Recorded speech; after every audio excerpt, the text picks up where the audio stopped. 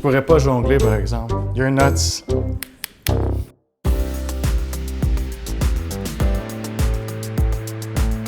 When looking for inspiration for a kitchen, we can easily fall in love with many different styles and many different ideas. But when it's time to choose our own style for our own kitchen, that can be a little bit tricky. Today, we'll give you some tips and ideas to facilitate your choice of design for your future kitchen project. Hi, my name is François. Welcome to our E-SPACE.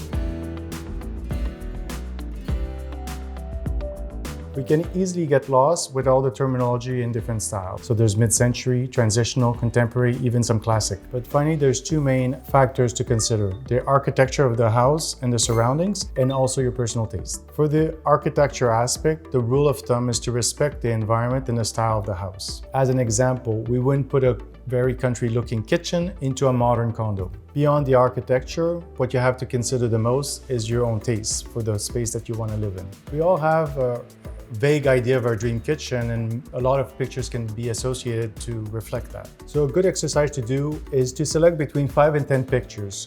On those pictures, highlight what's the reason that you like that picture. Is it because of the color, the door style, maybe the counter, even maybe an accessory? So just make sure that you regroup all those ideas and images together when you get your first meeting with your designer. When the architecture of your house doesn't align properly with the taste that you have for your future kitchen, there's still a possibility to create a beautiful union. But at that point, it's strongly recommended that you consult the right designer for him to guide you and how to merge those two styles.